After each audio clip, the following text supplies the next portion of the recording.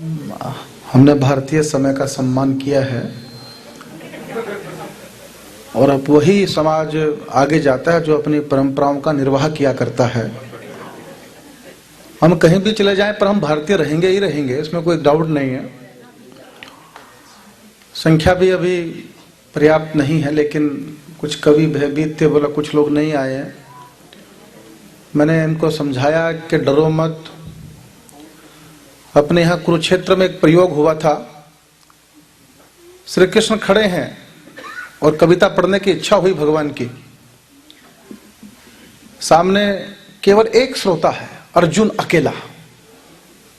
जिस हिंदुस्तान में भगवान को सुनने के लिए एक आदमी आता है, उस हिंदुस्तान में राजेश चेतन को, ओम प्रकाश जी आदित्य को, बाबा सत्यनारायण मौर्य को सुनने के लिए इतने सारे लोग बैठे हैं, वो भी अमेरिका में बैठे हैं। तो हम अपने आप को भगवान से अधिक भाग्यशाली मानते हैं।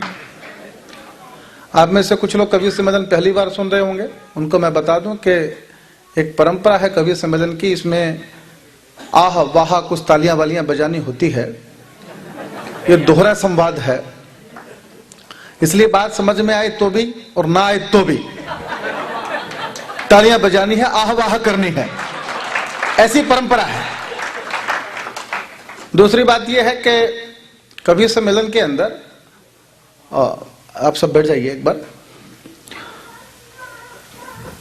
मोबाइल टेलीफोन का प्रयोग नहीं करना होता। फोन आए तो भी उसको अपने मोबाइल हैंडसेट को वाइब्रेटर पे कर दें। आप लोग जो लोग बच्चों को साथ लेके आए हैं, हम बच्चों को वाइब्रेटर पे कर दें।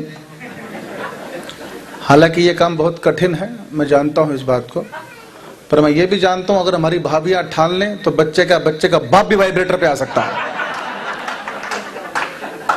एक बार ठानने वाली बात है। समय की सीमाएं हैं। हिंदुस्तान में भी एक जमाने में क्रिकेट 5 दिन का हुआ करता था, फिर लोगों ने कहा अरे बहुत समय लगता, कम करो, तो फिर वनडे शुरू हुआ।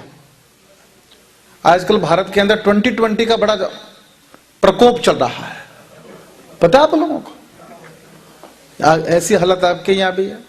हो सकता है 4-5 साल के बाद केवल दोनों कैप्टन मैदान के बीच जाएं और सिक्का उछाला जाए, ला जाओ अपने अपने घर, हो गया खेल पूरा। तो आज भी यही स्थिति होने वाली थी। ये तो भगवान का भला हो कि माइक सेट में कुछ जान आ गई, नहीं तो आज भी सिक्का ही उछाला जाता, वाला हो गया कवि सम्मेलन, जाओ। बहुत आभार व्यक्त करता हूं। अब जो लोग नहीं आए वो गलती मेरी तो नहीं है, गलती आपकी है। अब गलती आपकी तो सजा भी आपको ही मिलेगी, और सजा केवल ये है कि जो लोग नहीं आए उनके हिस्से की ताली भी आप लोग ही बजाएंगे। और मैं क्या कर सकता हूं?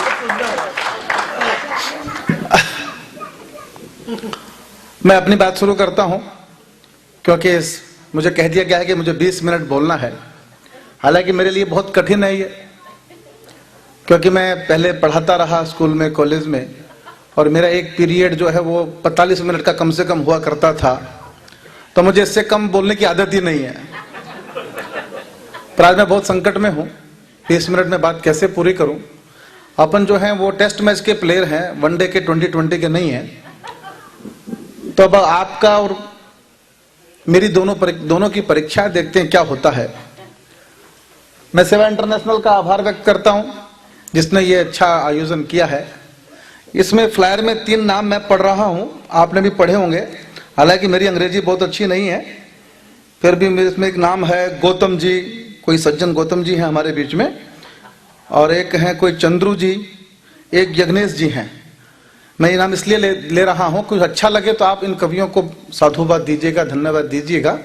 कुछ बुरा लगे तो इन तीनों से निपटना, सारी गलती इन तीनों की है। बस मैंने इसलिए नाम बता दिया आपको पहले से। और एक बात और कह दूं आपको लोगों को कि हंसने के लिए आप लोग यहां आए हैं, और हंसने का वरदान केवल मनुष्य के पास है। किसी गधे को हंसते देखा क्या? संभव नहीं है। कोई गधा हंसते मिल जाए तो मानिए कि मनुष्य होने जा रहा है। और कोई मनुष्य आपको मनहूस दिखाई पड़े तो डैश डैश डैश होने जा रहा है। तो मैं एक सीधी कविता पढ़ रहा हूं और ये कविता मेरी बहुत ही लोकप्रिय कविता है। हालांकि आदेश मंच से कुछ सुनीता जी ने कहा था कि रक्षाबंधन सुनाऊं मैं, वो तब सुनाऊंगा जब दूसरा दौर शुरू होगा, अगर हुआ तो। मैं एक सीधी कविता सुनाता हूं जिसके लिए मैं यहां तक आया हूं। मित्रों, दुनिया में अमेरिका की पहचान यह है कि यहां के लोग बहुत अच्छे व्यापारी हैं। जापान की पहचान यह है कि वहां के लोग देशभक्त हैं। तो दुनिया में हिंदुस्तान की पहचान यह है, यह जो परिवार नाम का शब्द है, यह जो परिवार नाम का संस्कार है, ये दुनिया में केवल भारत के पास है और किसी के पास नहीं है। तब मैं भारत के परिवार को एक कविता समर्पित कर रहा हूं। कविता का नाम है राम बनाम रोम। कविता के बारे में ये बताना चाहता हूं, इस कविता को मैंने इंग्लैंड में लिखा था, लंदन में सबसे पहले, फिर इसको फ्रांस में सुनाया, पिछले दिनों ओमान सुना के आया, 2006 में नॉर्थ अमेरिका में सुनाई, अब आप लोगों को सुना रहा हूं। यह सब मैंने इसलिए बताया कि मैं इन सब देशों में जा चुका हूं, यह आपको पता चल जाए। यह अपना मार्केटिंग करने का तरीका है। तो जब मैंने कविता लिखी तो मेरे मित्रों ने कहा, चेतन जी तो पॉलिटिकल कविता है, राम बनाम रोम। मैंने कहा बिल्कुल, जब हिंदुस्तान में राम बनाम रोम के मुद्दे पर चुनाव हो सकता है पार्लियामेंट का, तो मेरी कविता नहीं हो सकती क्या? मैंने कविता लिखी। कविता की भूमिका में इतना ही बोलना चाहता हूं। पत्रकार पहुंचे सोनिया जी के पास कि सोनिया जी बताओ, भगवान शंकर का धनुष किसने तोड़ा? तो सोनिया जी ने कहा, ये सब तोड़ फोड़ के काम भाजपा वाले करते हैं, जरूर भगवान शंकर का धनुष अटल जी ने तोड़ा होगा। पत्रकार पहुंचे अटल जी के पास कि सोनिया जी कह रही हैं कि आपने भगवान शंकर का धनुष तोड़ा, और जाकर उनको समझाओ कि रामायण पढ़े।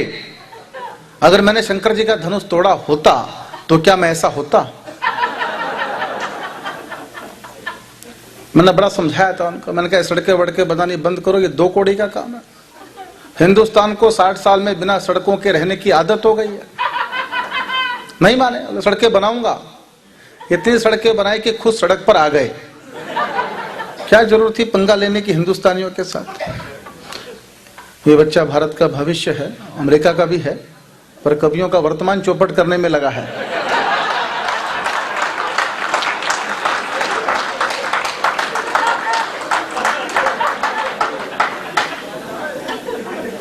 बहुत अच्छा, ये माँ बाप को खोज रहा है, कहाँ बैठे हैं मिल, और परेशान हो रहा है। घर वाले ही हैं क्या? तो बहुत हंस रहे हैं, दूसरे तो नहीं है कोई? बच्चे बहुत बढ़िया होते हैं, मैं बताऊंगा आपको इस बारे में भी बाद में। तो मैं मित्रों 4 पंक्तियां इस कविता की भूमिका में पढ़ना चाहता हूं। ये 4 पंक्तियां मेरी नहीं है, श्याम ज्वालामुखी की है, जो मुंबई के कवि हुए। उन्होंने कहा कि 4 अमेरिकन एक साथ चल पड़ते हैं जब सामने डॉलर का पेड़ खड़ा हो। 4 जापानी एक साथ चल पड़ते हैं जब देश पर संकट बड़ा हो। पर 4 हिंदुस्तानी एक साथ तब चलते हैं जब 5वां कंधे पर पड़ा हो। ये अपनी खास बात है। मरने का मजा भी हिंदुस्तान में ही है। हजारों की भीड़, राम नाम के नारे, क्या मस्ती होती है। देखो साहब, यहां की तरफ टेलीफोन किया और निपटा दिया, अपने यहां तो मस्ती हो रही है। तब एक कविता सुना देता हूं। आइए सब, स्वागत आपका, बैठिएगा। मैं तो सबको पहचानता नहीं हूं, तो जो भी आता है तो मुझे लगता है कि मुख्य अतिथि आ गए हैं। सुनिएगा साहब, एक बार तालियां बजा देंगे आप लोग क्या? हालांकि ये बड़ा मुश्किल काम है। देखो मित्रों, आप और हम भाई भाई, तो मैं एक बात आपको बताना चाहता हूं इन एडवांस। भगवान ने कवियों को वरदान दे दिया है। वो वरदान ये है, जो लोग हमारी कविता पर ताली नहीं बजाते हैं, हो सकता है, हो सकता है, हो सकता है अगले जन्म में घर घर जाके ताली बजानी पड़े। तो मैं नहीं चाहता कि आपके साथ कोई दुर्घटना हो जाए।